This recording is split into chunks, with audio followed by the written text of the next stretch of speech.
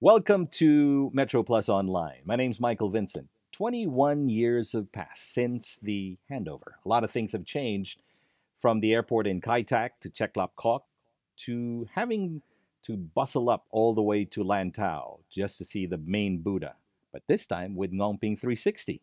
Also, we have the Western Hub. We also have the airport, the Express Link that leads us all the way to China faster than anyone else. And of course, the new Hong Kong Macau Zhuhai Bridge.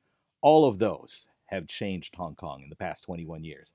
There's also the population from 6 million to nearly 7.6 million now. Of course, majority of that are local Hong Kong population.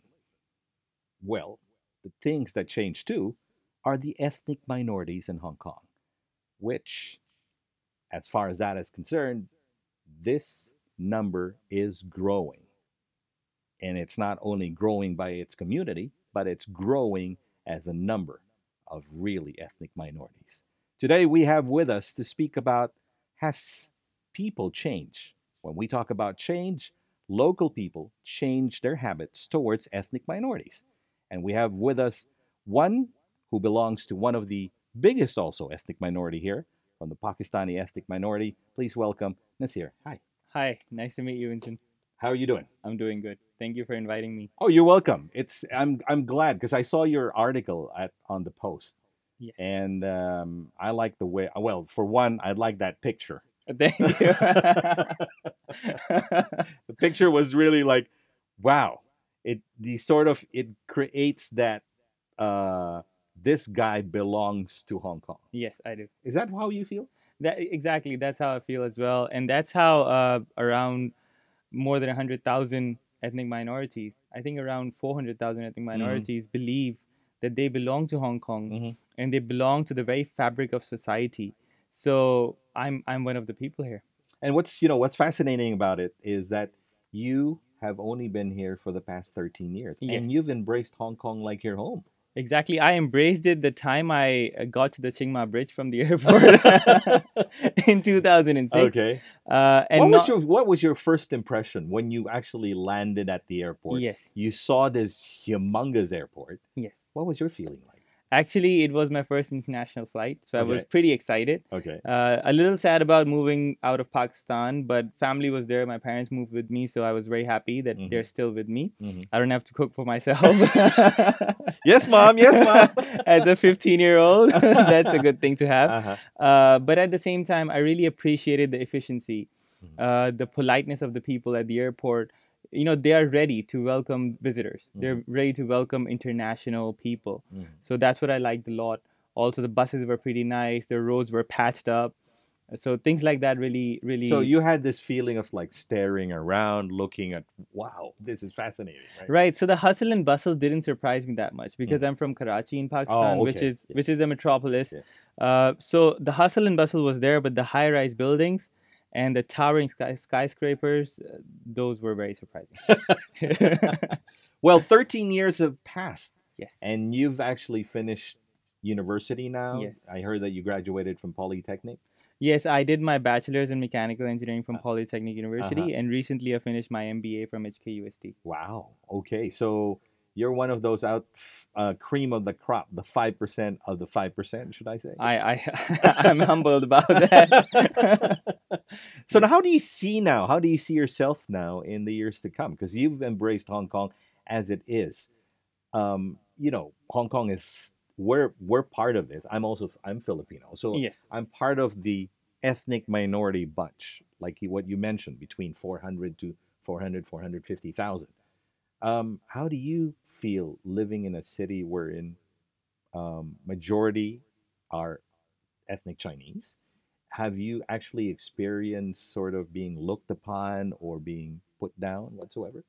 Right. So before I delve into this topic, I just want to make a very important point that when we talk about the everyday racism in Hong Kong or the things that are not good, we're not saying something bad about Hong Kong in itself.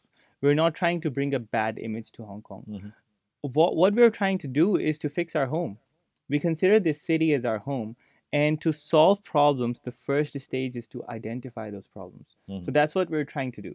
I love Hong Kong, and I hope I don't have to say this again and again, because I feel that at one stage people would say, okay, so this guy's coming from an us versus them mentality, which is not true. I see everybody as us, and it's one home. We need to fix it. One thing that the news piece talked about is how the taxi drivers look down upon you. I don't know what their experiences are with the people, but definitely they're generalizing, they're stereotyping, and that needs to stop.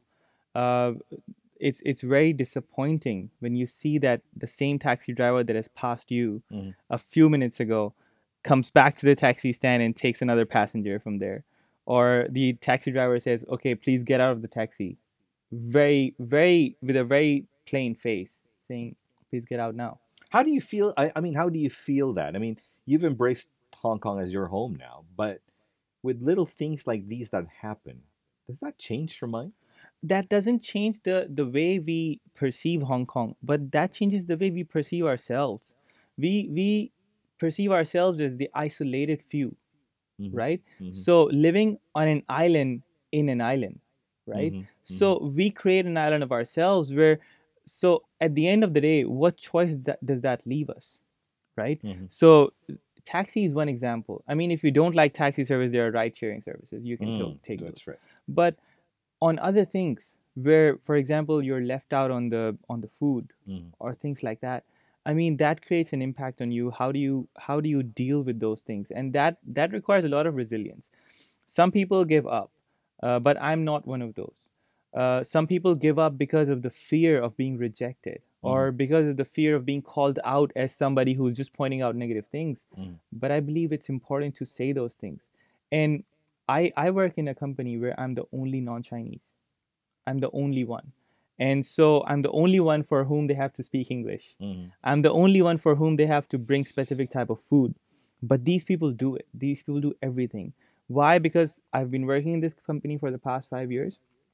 I've communicated my priorities to them in a way that they understand. What I feel is that in the society, the general public has not been communicated the importance of making other people feel welcome. And you feel that with that small community that you have in your office, it's a family on its own now, because you've been treated equally as anybody else in the office. Exactly, and it's such a nice experience. So, for example, I'll give you a very cute example. As Muslims, we have to pray 5 times a day. I do understand. And the last prayer the second last prayer happens at the sunset. So there are times when I'm so busy working that I forget that the sun has set and the time is passing away. Sometimes my colleagues would come and say, Hey, Yasir, hang on. It's sunset already. Actually, it passed about half an hour ago. It happened once. But these are things that you might not be as, how will I say this? You might not be as focused on when you're in a bigger environment. Yes. Right? Because you're a lot closer with those people that you have in the office. Of course, that's without saying also in the family. Yes. But once you're in that big bubble now, it's going to be a totally different ballgame. But how do you now, let's say, as a person who in the past 13 years have adjusted, have gone through that change, how would you think would be the best way to create that change on your part? A positive change into society, and also on how to accept how people look at you in a different way. I think the first thing we have to acknowledge is this topic has to be discussed more. We have to talk about it openly in the society. Unless we start talking about it, the solution is just too far away. So we have to first start the dialogue. That's what's going to happen on November 6th. There is a panel discussion by the Resolve Foundation, and I'm one of the panel speakers, along with other speakers. So they are trying to bring the dialogue into the mainstream. The second thing is we have to make people understand the importance of having diversity in society. The only difference we had up until 1997 was the diversity in our workforce, in our government, in every single structure of our society of Hong Kong, right? We cannot have a homogeneous society. We need to have differences, and we need to embrace them as as something that adds value instead of a burden. So what I would say the solution to this is education. Mhm. And education on an individual level, that what I want to do, and on a collective level as well, where we make people understand why diversity is important. How do you felt that, or how did you feel that when you were actually in school, when you got in? Of course, you were brought into a different school when you came Yes, in, right? And they call it the lower band school. It's more of exactly, like a start exactly, to, or like I would say, the beginning of what you're supposed to be having. It's that journey, but exactly. you took advantage of that, and now you actually not only finished in polytechnic, but you also finished your master's. Now, during those course in time, give us a brief idea on how it was when you were with other nationalities. Then you got into university, which has more. Actually, there's more locals in the Yes, university and much more in the master's degree. yes. Give us an example. So when I came to Hong Kong, I went to a designated secondary school system Mm-hmm. called a DSS, Mm-hmm. and that was not a very pleasant experience, to be honest, Mm-hmm. because you're in Hong Kong, but you're not in Hong Kong. Mm-hmm. That's an island as well, Mm-hmm. right? So most of the classmates I had were non-ethnic Chinese. We would either be speaking English or Urdu. Mm-hmm. There was no communication in Chinese at all, Mm-hmm. right? They gave us an opportunity to either learn Chinese or French. Mm-hmm. So I had to pass my public exams. So I took the easy route, and I regret that. So I took French, which obviously is not useful at all in Hong Kong, Mm-hmm. right? So anyway, so I graduated from there. Then I went to the HKAL system. Mm-hmm. After that, I went to the university. And in university, I actually got to know the local mindset. So I would say 2009 was the point I entered Hong Kong. 2006, 2009, I was living in kind of like A bubble, hybrid. really. It Yeah, was neither here nor there. exactly. So I entered Hong Kong properly when I entered the university, and I found my classmates really accommodating. But there is a learning curve, right? They have not been exposed to us Agreed. because we are limited to that place, and we have not been exposed to them as much, Mm-hmm. right? We are the people from underprivileged families, so called. We are the people who have different skin color, Mm. whose parents don't have that much money to support their education in international schools. So that was unfair. But these guys, the local Chinese people, they also had an unfair story behind them, right? Because they were not exposed to the international culture, different cultures, And they also understanding. migrated from mainland China Many during of the them, Cultural Revolution, many of right? them, Many of them came to Hong Kong yes, to escape what they felt was also prejudice on their part. yes, Okay, so as far as that is concerned, it's probably feeling that I don't want to feel that anymore. I don't want to see that anymore. Do you right. think that's how it is? I think they just never had the opportunity. They were never exposed to different nationalities. I mean, coming from mainland China to Hong Kong during the Cultural It's almost the Revolution, same. it's similar people, Mm-hmm. I would say, right? Mm-hmm. But now it is a completely different culture. We eat different things, we talk different language, right? But one thing that's common is our love for Hong Kong, I agree. right? But that message that we are different but we love Hong Kong was never embedded into their minds. So in university there was a learning curve. There was a bit hesitation. And then people start talking to you a little bit because they want to improve their English, and their parents say, talk to that guy, to improve your English. It happens a lot. So that's how I started making friends. But those friends really stick with you when they understand where you're coming from, right? So an example would be all of them would go to the canteen, and it's like an activity Mm, between lectures, going to the canteen and having food together. But for me, I couldn't go there because halal food was not available. that's right. So I had to bring lunchbox from my home, and in the beginning they were a bit shocked, and then it took me around a few months to make them understand why I'm doing this. And then there was a point where they actually started arguing with the canteen people. If you don't let him eat in his lunchbox in this canteen, we are leaving. So they think, oh, so 10 people would leave if I don't allow this one lunchbox.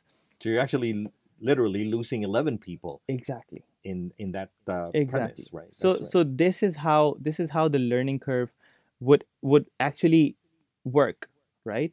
The learning process would work, but on a larger scale. Mm, How many people would I impact as a human? Probably 10, as a university student, 20 maybe.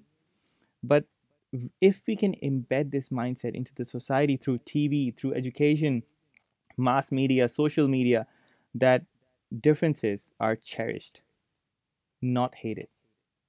So that is when real change can happen. I like that. I like that information that you just mentioned. It's something that gives sort of a premise, Yes. a start, Yes. right? You could end up to be the catalyst here, my friend. I hope so. I hope so. And especially for your generation, because Yes. nowadays the thing about it, there's just so many clutter Yes. that people see, and there's so many things that people can't filter Yes. out of their system. Yes. That the unfortunate thing is the world is beginning to be smaller, but the sad part about it is there's more chaos within that system, and we wish that that could not happen in Hong Kong. Really hope so. You know, Hong Kong has really kept itself away from an isolationist policy. Hong Kong has always been the connection hub for the world, right? That is what is in Hong Kong's DNA. What I would encourage as a solution to the ethnic minorities in Hong Kong, because it's important that people take the first step. Whoever right. takes it, somebody has to. I'll give you an example. In 2015, I started a social enterprise called Sheffel. And I started that because I saw halal food was not available in Hong Kong. That is a problem. That is a challenge. But I thought, how could I turn it into an opportunity? On the other hand, I saw there are a lot of ethnic minority housewives who cannot go out to work. So I thought, okay, so this is a big workforce, and I could give them a small business opportunity at home. So In-house. In-house. So I connected them with the people in offices, and so those people could sell, right? That is an example of how challenges could be turned into opportunities. Those ladies, they got work, they got money, they could do things, they got empowered. And I, for one, got the experience to how to run a business, right? How to turn a challenge into an opportunity. And that is my message to every single young person. Don't limit yourself by the challenges in your society. At one point, you need to look around. You need to say, okay, these are the problems, and then look inside of you. What can you do? I agree. Well, they always say no man is an island and no man stands alone. And definitely. We've got to be together in this. Definitely. And as we progress, as we want Hong Kong to progress, as what you've started to say earlier in the program. Yes. You want to be rooted in this place. Yes. And there's no other place that you want to be. Definitely. Definitely. Hong Kong is our home. There's a reason why we came here. Well, everybody, it's a pleasure to have Yasir in our program today. And one of the things that probably would like to create now is to invite you to be part of this sort of movement, a movement of changing people's insights and thoughts of trying to be better, not only as an individual, but better collectively. Definitely. And what would you be your parting words today? Don't look at difficulties as your roadblocks. Turn every challenge into an opportunity, and the world will be a much better place. Yasir is with us, and we will continue. Hopefully, we'll be able to invite other personalities at this point in time. This is just the start. It's just the beginning. And we'd like to share this voice to everybody out there. Think positive. Stay mindful of the people that surround you, because they will help you in the long run.